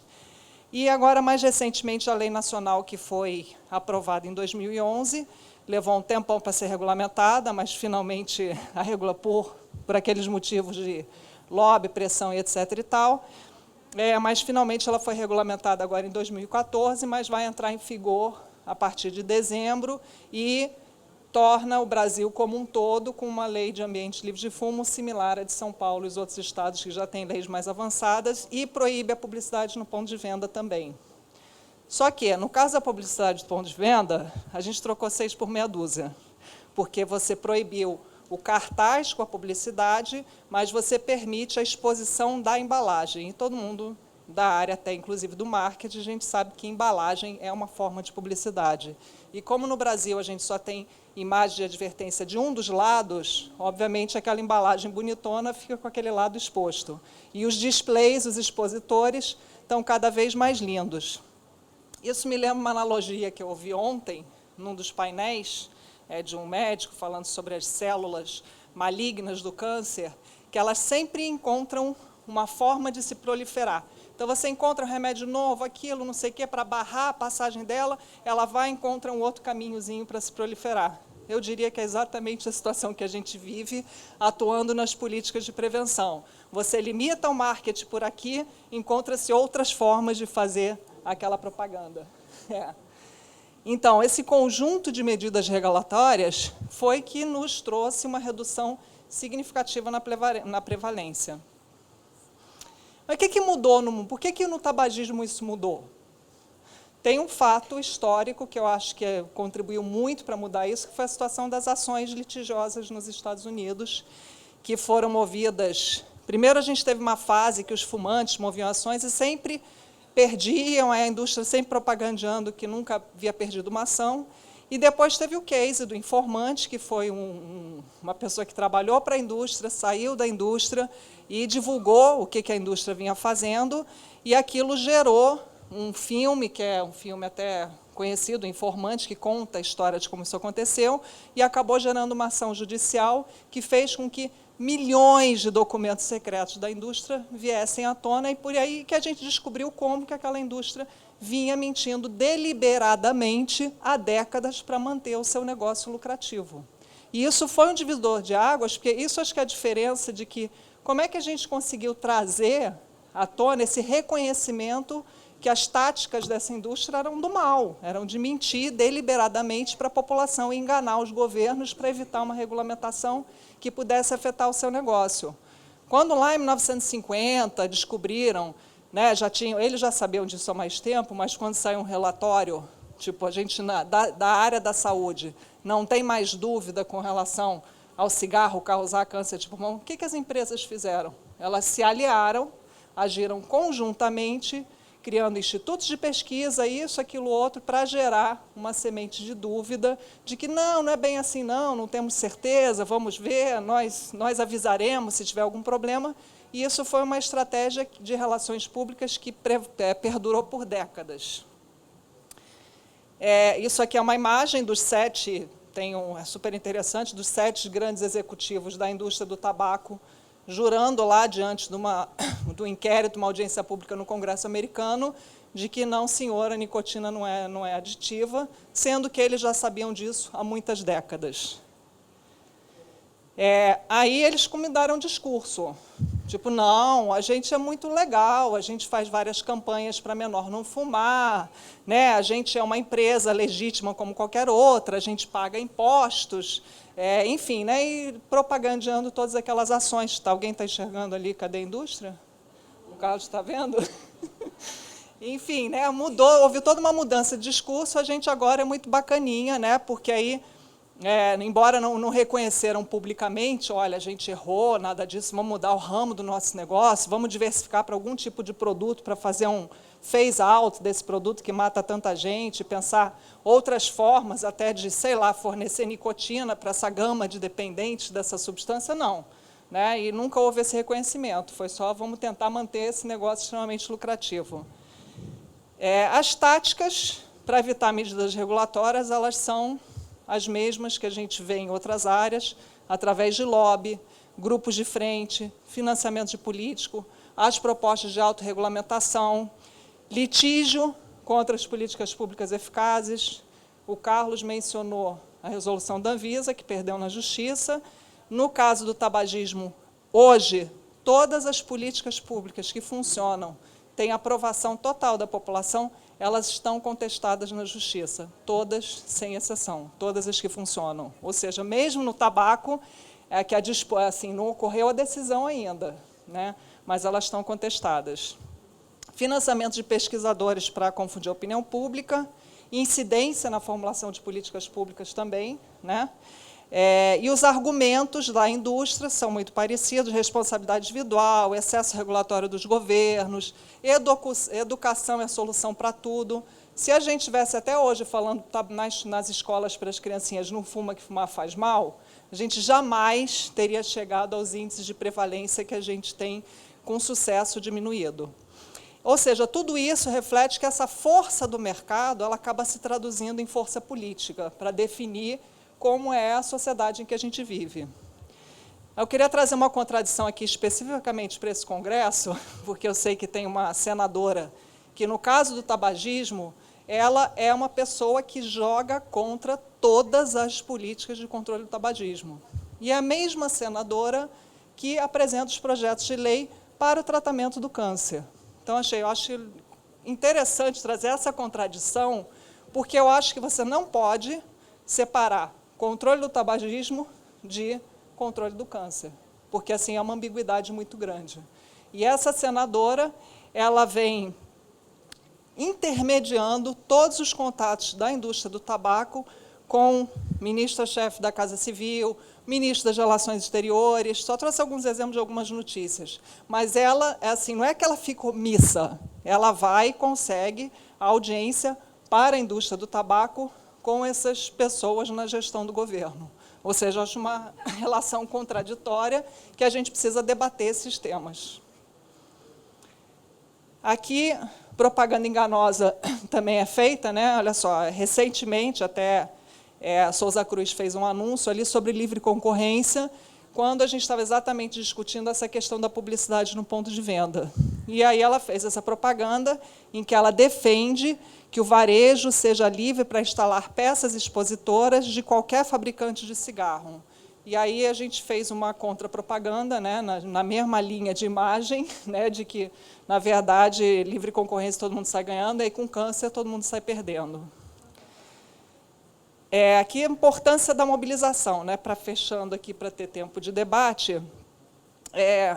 A gente sabe que sozinho a gente vai ser engolido, né, ser pequenininho, num ambiente extremamente complexo, assim, de uma força econômica muito brutal até. Só que se a gente se organizar, a gente pode ficar grande também, né? Se trabalhar em conjunto na mesma direção, a gente cresce.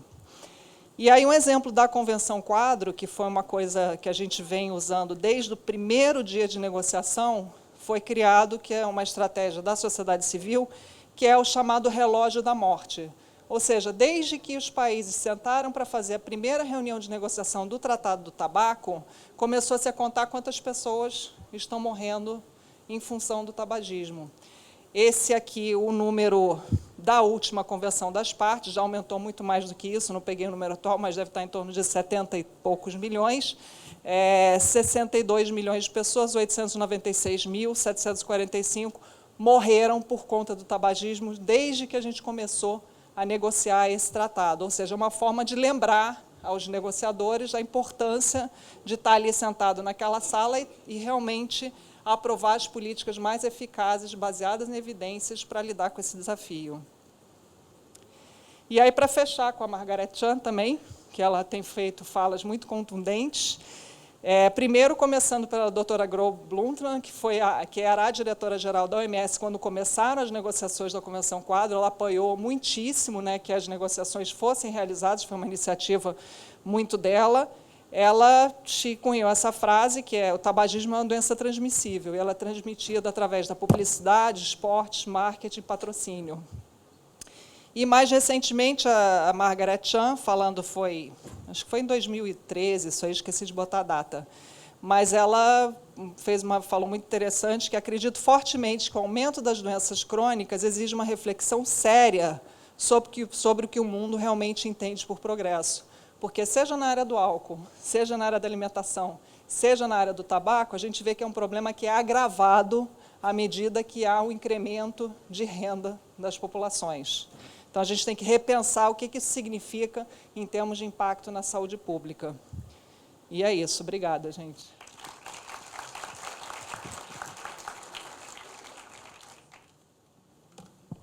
Obrigada, Paula. Fiquei pensando na imagem daquele cardume de peixe, né? Que se não é o momento de se criar uma aliança global juntando todas essas questões, porque, no fim, a gente percebe o seguinte, as estratégias das indústrias são as mesmas, né? Em questão de marketing, né? Na questão dos lobbies, a solução apontada, acho que por cada um de vocês, também é parecida, né? É a questão de uma maior regulação, seja da publicidade, seja das políticas fiscais, a mobilização da sociedade civil. Então, não é o momento disso, de se criar uma aliança, e os problemas também são os mesmos, né? Seja câncer, seja doenças cardiovasculares. É o momento de unir esforços e fazer um trabalho conjunto? Margareth, acho que você podia responder essa. Desculpa, Maristela, desculpa. Eu acho que sim, e seria muito bom estar junto com o movimento de tabaco, por exemplo, porque tem muita coisa que a gente pode aprender dele. Eu já estava na OMS quando começou as discussões do convênio e também pensava, inicialmente, isso nunca vai dar certo, mas a gente deve lembrar que ele estava sendo presidido pelo embaixador brasileiro, Celso Amorim, e representando que país? O maior exportador do mundo de folhas de tabaco, e que, ao mesmo tempo, liderou um projeto dessa envergadura. E, no caso de álcool, existe ainda muito pouca mobilização da sociedade civil a nível mundial, se está tentando aumentar, mas eu acho que, se a gente juntar os esforços, a gente vai chegar mais longe.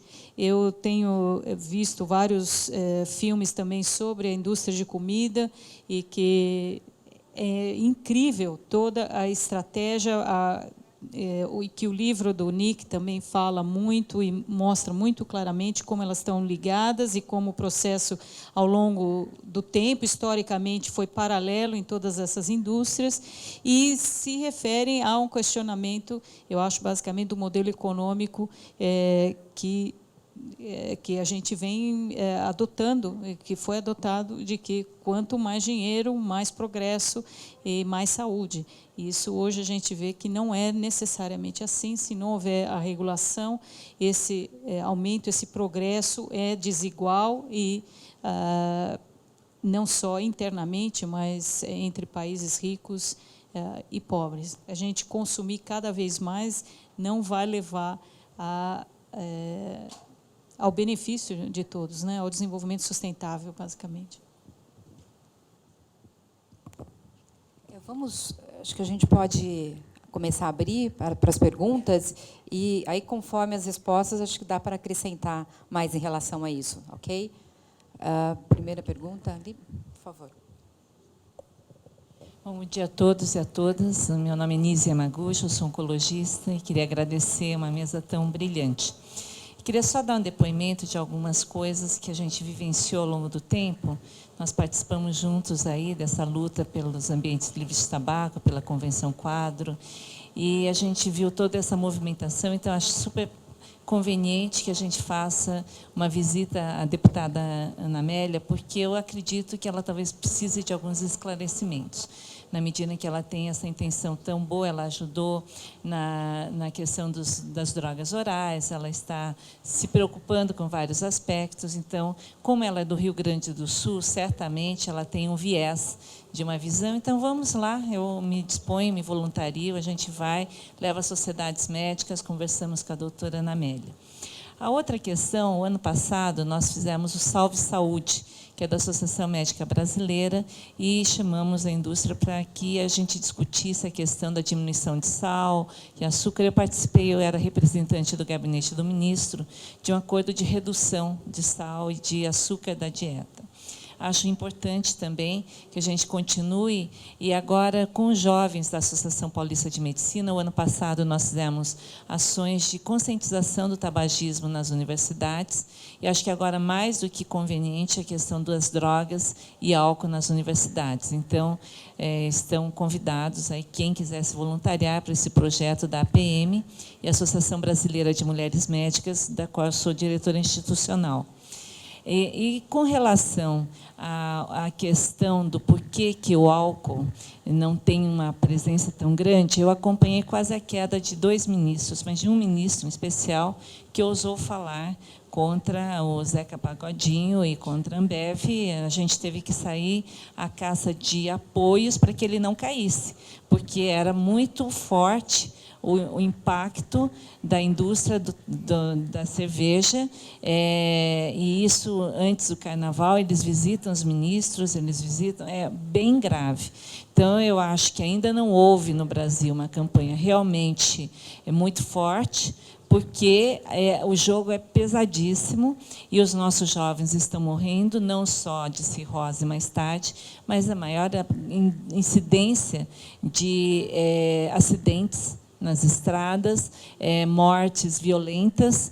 Nós temos no Brasil um alcoolismo, abuso de mulheres, agressões familiares, quer seja, é uma epidemia e grave.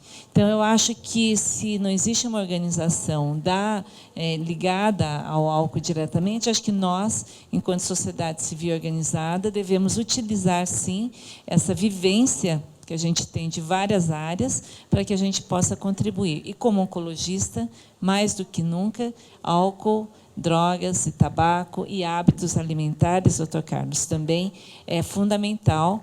E eu sempre me pergunto por que as pessoas sabem o que têm que fazer e não fazem. Então, quem sabe o senhor me ajude depois.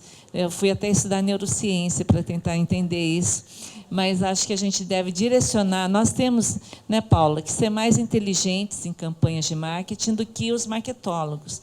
E temos que imaginar que essas indústrias pagam muito bem, a peso de ouro, as suas cabeças. Então, nós precisamos juntar os cientistas para isso, para que a gente possa se contrapor a uma linguagem absolutamente enganosa e uma agressividade ao bem comum, né, como a gente vê em poucas situações. Então, parabéns a todos. Doutor Nicolas, o senhor gostaria de comentar alguma coisa? No, I didn't hear a question.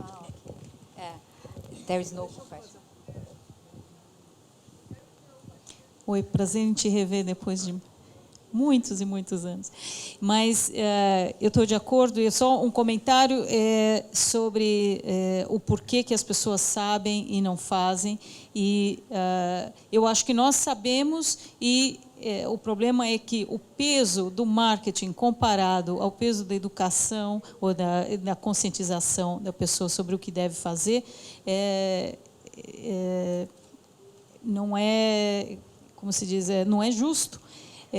O investimento no marketing é tremendo e não vai ser uma aula na classe, ou mesmo que seja um curso na escola e que vá mudar o comportamento de alguém. Nós já sabemos disso muito. E a indústria sabe, ela contrata os maiores cientistas justamente para saber exatamente qual é o melhor ponto de fazer uma campanha subliminar, na maneira como passar certas ideias. E eu acho que no processo de globalização, essas indústrias estão aprendendo exatamente esses pontos críticos que devem estar em toda a campanha de marketing.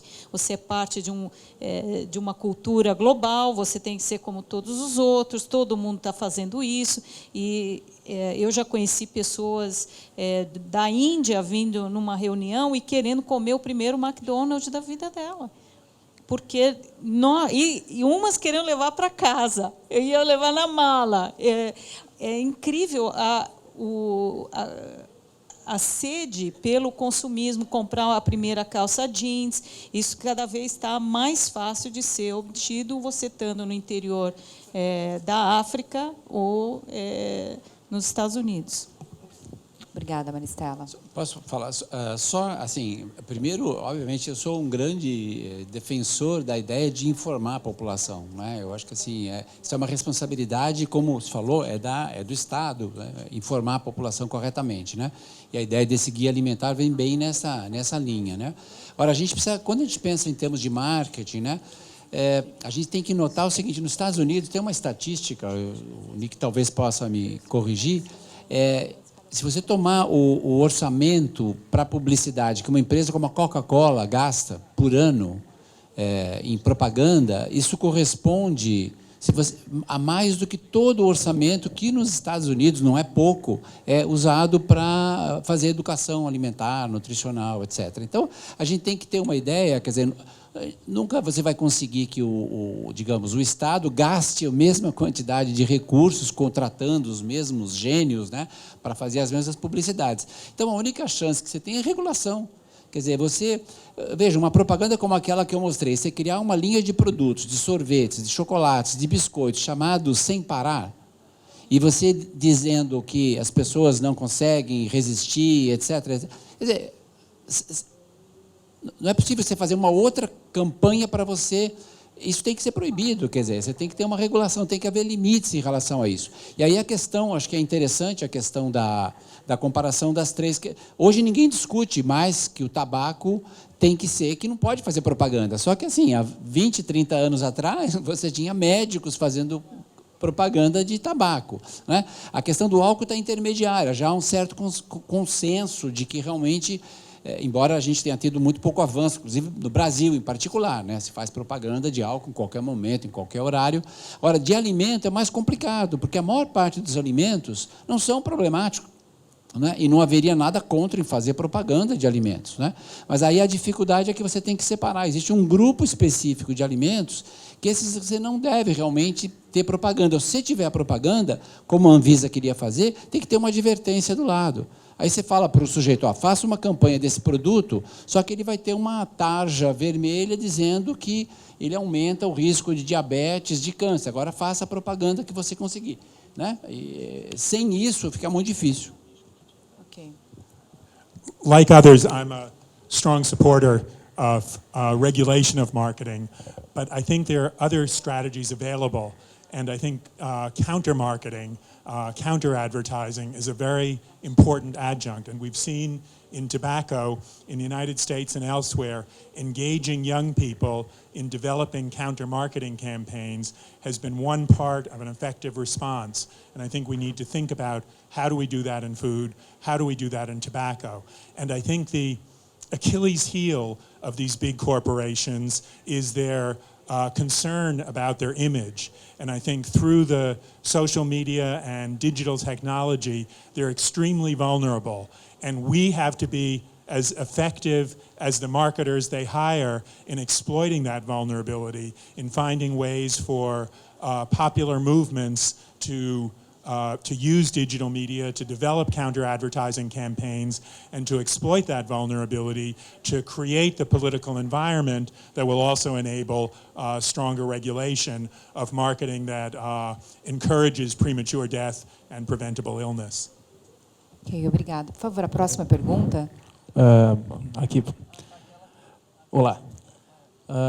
Muito prazer, parabéns pela mesa, realmente muito interessante, muito bacana. E eu queria, na realidade, fazer um comentário que talvez seja até uma provocação. Desde ontem, em diversos painéis que eu tive a oportunidade de assistir, alguns melhores do que os outros, cada painel, muitos painéis muito bacanas, eu tive a oportunidade, em muitos desses painéis, observar que, em muitos dos slides apresentados, aparecia a importância da atividade física, né? E eu vejo aqui uma mesa formada por pessoas muito interessantes, com perfis variados, que discutem importantes fatores de riscos, e apesar de todo o reconhecimento que se existe hoje da literatura científica, dos estudos clínico-epidemiológicos, do importante papel exercido pela atividade física, eu não vi nenhum profissional de atividade física falando em nenhum desses painéis, né? Isso, para mim, eu, por ser um pesquisador na área de atividade física e promoção da saúde, eu sou pesquisador no laboratório da Universidade do Estado do Rio de Janeiro, fico um pouco triste em ver a ausência de uma discussão nesse sentido. E, apenas para deixar a reflexão, a Paula colocou muito bem que hoje nós temos aproximadamente 6 milhões de mortes relacionadas ao uso do tabaco, né? Os números não são diferentes para o sedentarismo. Em 2012 foi publicado uma série de importantes publicações na revista Lancet, a mesma citada pelo professor Nicholas, né, Burden of Disease, em 2012, revelando que o número de mortes associadas ao sedentarismo no mundo é equivalente ao do tabaco. Nesse documento, o número foi de 5,3 milhões de mortes ano, né? Por mais que o tabaco possa ter um impacto maior sobre desfechos duros em saúde, mortalidade, o número de pessoas sedentárias é maior do que o número de tabagistas. Então, quando você equipara esses valores, o número de mortes anos é muito similar. E eu ainda vejo uma discussão muito pequena no que diz respeito a políticas públicas ligadas à atividade física. Talvez seja uma das estratégias mais baratas, de menor custo e de impacto à saúde mais positivas que nós poderíamos ter caso incentivássemos mais a prática de atividade física. Isso quando comparado a muitos outros aqui presentes, inclusive fatores de riscos discutidos em boa parte dos painéis. Então, é apenas essa reflexão que eu queria deixar com todos vocês e apenas ratificar que a literatura hoje não só hoje, na verdade, a gente já tem evidências desde a década de 50 mostrando o papel da atividade física na redução de risco de doenças coronarianas, com o professor Jeremy Morris, da Universidade de Londres, e ainda se discute muito pouco. Bom, obrigado. Não, obrigada pela provocação, né? Até aproveitar aqui, só fazendo um meia-culpa e até devolver uma pergunta aqui, até tem outra, mas depois eu até vou devolver uma parte da pergunta. Acho que um dos desafios, quando a gente pensou, acho que, obviamente, não há dúvidas que é um fator de risco fundamental. Eu acho que um desafio, principalmente, eu não sei o Carlos que me corrija, mas a impressão que às vezes eu tenho, quando a gente fala da questão da obesidade, muitas vezes a atividade física é a solução que a indústria apresenta, tudo uma questão de caloria para dentro, caloria para fora, né? Você, então, tem que queimar aquelas calorias. Então, acho que talvez uma reação quase que instintiva de que é um tema que, muitas vezes, é o tema que a indústria traz como a solução para evitar abordar aquela outra parte de qual o papel dela, né, na construção da obesidade. Não que a gente desmereça a questão da atividade física, muito pelo contrário, até fazer um depoimento do que a minha sensação ontem ao chegar aqui, estando em outra cidade, hospedada num hotel que me falaram que era 5 minutos no centro de convenções, em que você não consegue caminhar do hotel até um centro de convenções. Quer dizer, que política de mobilidade urbana que a gente tem da maior cidade do Brasil, em que você, num centro de convenção que abriga milhares de pessoas, você não consegue caminhar do teu hotel até o centro de convenções, ou seja, tem alguma coisa errada. Eu acho até que tem. A pergunta para você assim, é porque para a gente nessas áreas, o inimigo é muito claro. Na área da atividade física, eu me pergunto qual é o inimigo, né, entre aspas. So, the World Health Organization report on NCDs talked about 4 important common risk factors: tobacco, alcohol, food, and physical inactivity. So it's certainly there in the most critical causes of a variety of illnesses, including non-communicable diseases. The focus of this panel was on the role of corporations in constructing NCD risk. And I think in that case, in the case of physical inactivity, we need to be looking at the role of the automobile industry, which has really discouraged the design of cities that encourage active transportation, walking and bicycling. And I think we also need to look at the entertainment industry, and they're really presenting the images of physical activity are of world-class athletes, not something of what ordinary people do in their day-to-day lives. So I think the analysis we've heard here about what are the ways that business practices, both their what they do to sell their products and what they do in the political arena, applies exactly as well to physical activity. And I'm sorry we didn't have enough time to include someone talking about those influences and their role in non-communicable diseases. Eu acho que a minha fala é exatamente nessa direção. Eu acho que teria todo sentido incluir, não no Congresso, mas especificamente nessa mesa, porque talvez a questão do aumento da inatividade física seja uma das manifestações mais gritantes, né, da questão de o que uma das diretoras da OMS pergunta: para que a gente quer o desenvolvimento? O que é progresso? O que é o desenvolvimento? Né? Então, na verdade, o que leva ao aumento da inatividade física é exatamente como fala aqui um dos meus alunos, a despossessão das pessoas do seu corpo, da sua capacidade da decisão de se movimentar. Não é? Então, a gente tem a indústria do automóvel, a indústria de televisão, enfim, toda a questão da mídia, e a questão do trabalho, das horas de trabalho enormes. Né? Então, em termos de políticas públicas, o que a gente vê em relação a isso? Recentemente, aqui nessa cidade, São Paulo se tornou, nos últimos 2 anos, muito pior. Né? Quem é aqui dessa cidade sabe como ficou muito pior o trânsito, e seguramente uma das razões para isso foi a redução nos impostos dos automóveis, que fez com que houvesse mais 1 milhão de novos carros em função disso. Quer dizer, que política de desenvolvimento é essa que não leva em conta essa característica? Não é? Então, acho que você tem toda a razão. Eu acho que esse tema tem que estar na nossa agenda aqui. A última pergunta. Bom dia, meu nome é Roberta, sou uma farmacêutica do ICESP. Sobre os alimentos processados, na verdade não é uma pergunta, né? Eu queria a opinião de vocês. A gente está na moda agora dos shakes, né, que também são os pós-processados. Aí eu queria saber a opinião de vocês sobre esse tipo de alimentação, que substitui uma refeição, que deveria ser a refeição saudável, né, e também é um alimento processado. Não, é muito fácil responder. Quer dizer, na verdade, não há como você ter uma alimentação saudável sem alimentos. Quer dizer, os alimentos processados, eles têm que complementar a nossa alimentação em determinadas situações. Você vai fazer uma viagem, então você, no meio da viagem, você não vai ter acesso ao alimento, você vai ter uma coisa pronta para consumo, mas não é uma questão de mais tecnologia, de mais ciência. Né? Como eu mostrei ali com aquele meu primeiro slide, o alimento é uma estrutura inteligente, há um desenho inteligente por trás do alimento. E nos padrões tradicionais de alimentação, existe um desenho inteligente também na escolha desses. Então, a opção por uma alimentação baseada, seja nesses shakes ou qualquer coisa, aquela dieta do astronauta, alguma coisa assim, é uma impossibilidade científica. Né? Na realidade, é uma coisa semelhante, eu costumo usar esse exemplo, ao leite materno e à fórmula infantil. A fórmula infantil nunca vai ser igual ao leite materno. É uma impossibilidade científica e tecnológica. Agora, o mito que a indústria quer nos vender é que ela pode fazer alguma coisa igual ao alimento ou, quem sabe, melhor que o alimento, né? E eles têm uma força muito grande para tentar convencer a população disso, né? Na verdade, o caso da alimentação, a proposta, inclusive, desse guia alimentar, é basear a alimentação nos padrões tradicionais, seja onde for, na Ásia, na África, né? Preservar os padrões tradicionais que foram selecionados depois. Quer dizer, o padrão tradicional de alimentação é um patrimônio, é um capital que a sociedade tem e que ela não pode perder, né? Então, acho que fica bem fácil dizer qual é o lugar desses shakes, né?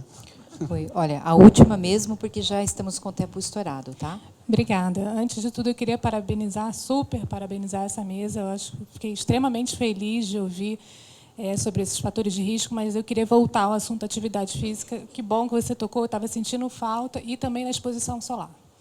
Né? Acho que são os fatores de risco que a gente tem que estar trazendo esse assunto, debatendo, e, na verdade, não é uma pergunta, é só uma sugestão. Acho que esse congresso está sendo super brilhante, está atendendo imensamente aos objetivos e, com certeza, ele vai continuar. Então, minha sugestão seria que um próximo a gente tivesse mais painéis falando de prevenção do câncer. Eu acho que isso é fundamental e que a gente possa falar de todos os fatores de risco que estão envolvidos no câncer. Então, é só uma sugestão para a Abraile e para os próximos eventos. Bom, acho que um minutinho para cada um de vocês, só para encerrar, e a gente finaliza. Eu também vou voltar à atividade física, porque realmente é um dos fatores de risco, e lembrar também como ela está relacionada ao modelo de desenvolvimento. Então, a gente não pode pensar em reduzir ou aumentar esse fator de proteção, vamos dizer assim, aumentar, sem falar de planejamento urbano, de controle da poluição do ar, de investimento no transporte público e não privado, da violência, da segurança pública, da segurança no trânsito, porque é muito fácil mandar as pessoas caminharem num lugar, na favela, ninguém vai sair caminhar para melhorar a atividade física. E, ao mesmo tempo, a indústria que cresceu é a de calçados, materiais esportivos, ginásticas, em lugares fechados e que custam, e nós vemos isso como se reflete na inequidade de até a atividade física deveria ser gratuita. Eu só queria falar um dos slides do Nick, é muito interessante, daquela ideia dos 4 desafios, né? Os 4... Porque é uma questão que, enfim, eu estou nessa área há muito tempo e, às vezes, o receio que eu tenho é que a gente coloque o problema assim, tão difícil, né? E que as forças são tão poderosas que isso leva a uma certa frustração ou uma certa, bom, nós vamos ficar reclamando aqui só e as coisas vão seguir dessa forma, né? Eu acho que assim não é assim, né? Eu acho que o Nick mostrou alguns exemplos, né? Na realidade. E eu acho que, às vezes, as pessoas, quando ele escreveu esse guia alimentar, elas falam, mas isso é utopia, isso, imagina, vocês estão falando em comer em companhia, em as pessoas valorizarem a alimentação, isso o mundo é outro. Quer dizer, não é verdade isso. Quando a gente fala sobre essas coisas, em relação ao guia, eu tenho tido a oportunidade de falar com muita gente, né, não só na área de saúde, mas pessoas de várias áreas, existe um entusiasmo muito grande, né? Então, assim, na realidade, a gente precisa separar o que é a humanidade, o que é a sociedade e o que são essas corporações, né? Acho que as pessoas ainda acreditam, na realidade, no futuro, né? E a gente deve construir esse futuro. Então, assim, não ficar muito... É verdade que as forças são muito poderosas, mas não são invencíveis, né? E, na verdade, o fato de elas serem muito grandes traz a ela vulnerabilidades, né? Elas passam a ser vulneráveis, na verdade, ao movimento organizado da sociedade. As health professionals, whether we're researchers or clinicians or laboratory scientists, we have both the opportunity and the obligation to enlist others in the fight for a healthier population and a healthier world. And by ourselves, we can't do that. By ourselves, we're like the goldfish with the shark behind us.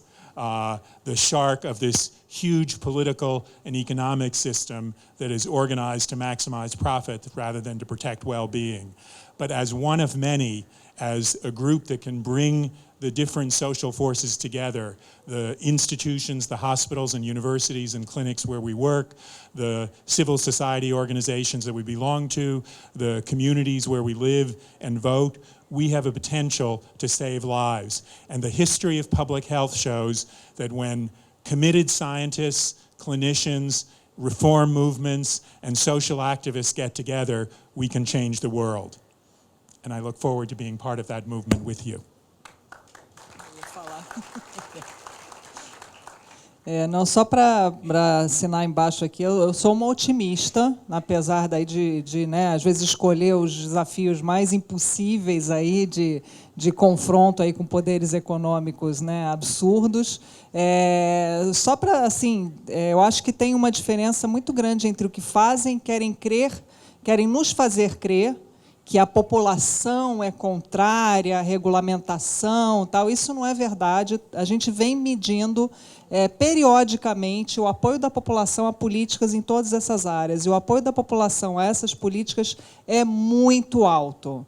Em todo o tempo que a gente vem acompanhando a política de controle do tabagismo, o apoio sempre foi muito alto, apesar de que, às vezes, quando a gente lê algumas matérias e parece, meu Deus, está todo mundo protestando com isso, não é verdade quando você vai fazer o corpo a corpo com a população. Eu acho que a gente tem que lembrar disso sempre, né, e trazer assim, o que a população quer. A população quer, sim, uma cidade melhor, mais sustentável, mais justa, em que seja possível fazer escolhas mais saudáveis, e a maior parte da população quer isso, sim, e acho que essa força tem que ficar cada vez mais evidente, porque eu sou, talvez pela experiência bem-sucedida do tabagismo, no sentido da regulação, eu sou super otimista. Acho que a gente não só vai chegar lá, como acho que a gente já deu alguns passos nesse sentido, na construção de evidência, sabendo que tem uma opinião pública aí que está favorável. Então, convido todos a participar aí desse todos juntos aí, né, pela regulação dessas empresas que estão causando esse impacto na saúde pública.